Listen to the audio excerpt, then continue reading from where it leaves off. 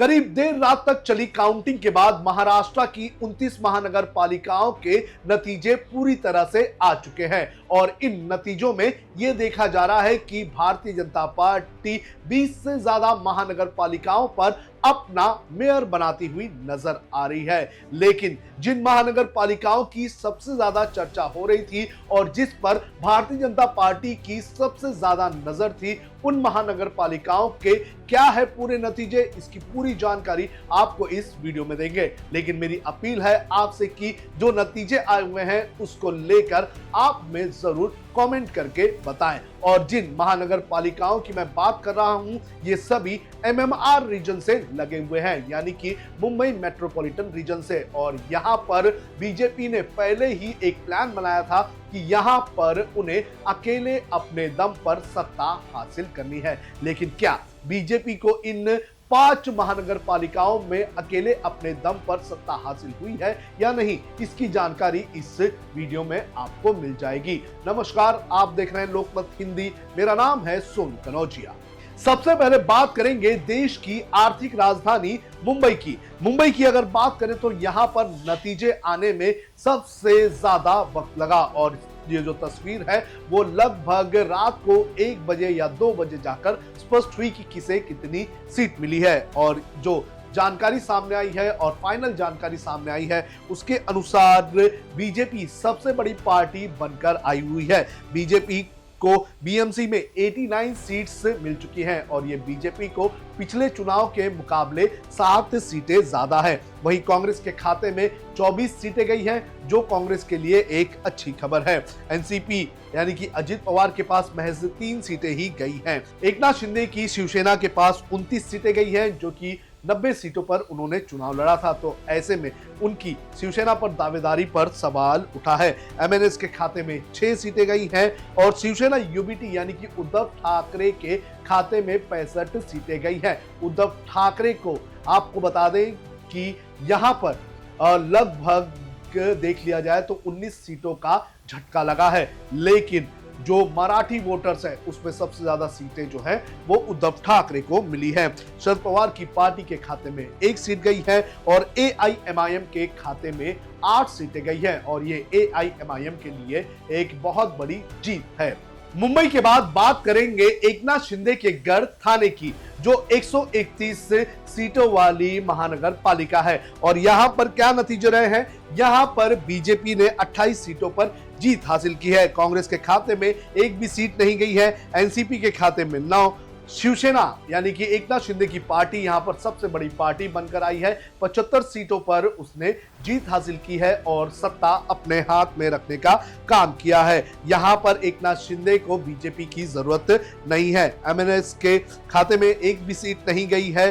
Shiv Sena UBT Uddhav Thackeray के पास 1, शरद पवार के पास 1 और यहां पर भी AIMIM ने 5 सीटों पर जीत हासिल की है। वहीं बात करें कल्याण डोंबिवली महानगर पालिका की, जो 122 सीटों वाली महानगर पालिका है और यहां पर बीजेपी और एकनाथ शिंदे की शिवसेना दोनों ने भले ही साथ में मिलकर चुनाव लड़ा था, लेकिन यहां पर लड़ाई इन दोनों के बीच ही थी। यहां पर 29 नंबर के वार्ड पर शिवसेना और जो बीजेपी है उनके बीच झड़प भी देखने मिली थी। यहाँ की क्या नतीजा है, यहाँ पर बीजेपी जो है 50 सीटों पर उसने जीत हासिल की है और कांग्रेस के खाते में महज 2 सीटें गई हैं। एनसीपी ने 1 भी सीट पर जीत हासिल नहीं की है।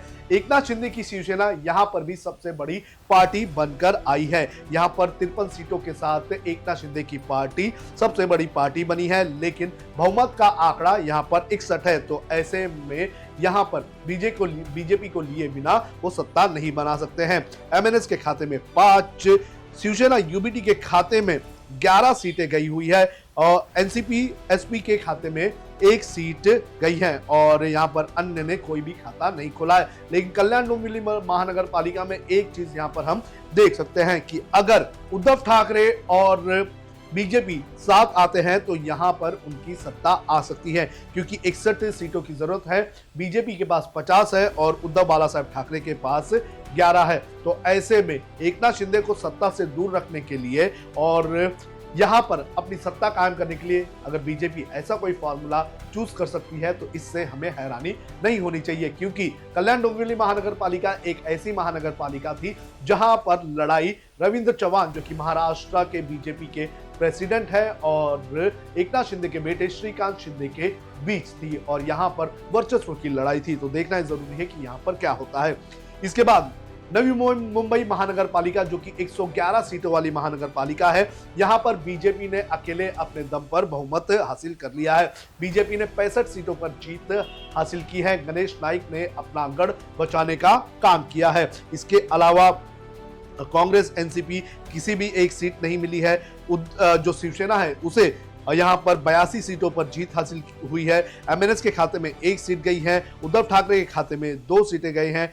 शरद पवार की पार्टी को 1 भी सीट नहीं गई है और अन्य के खाते में भी 1 सीट भी नहीं गई है। वहीं अगर बात करें यूएमसी की यानी कि उल्लासनगर म्युनिसिपल कॉर्पोरेशन की, जो काफी इंपॉर्टेंट रहा है एकनाथ शिंदे और बीजेपी के लिए, यहां पर दोनों एक दूसरे के खिलाफ चुनावी मैदान में थे। 78 सीटों वाली ये महानगर पालिका है और यहां पर बीजेपी सबसे बड़ी पार्टी बनकर आई हुई है, लेकिन शिवसेना यानी कि एकनाथ शिंदे की पार्टी और उनके बीच महज 1 ही सीट का डिफरेंस है। बीजेपी ने 37 सीटों पर जीत हासिल की है। कांग्रेस के खाते में 1 सीट गई है। जो एनसीपी है उसे 1 भी सीट नहीं मिली है।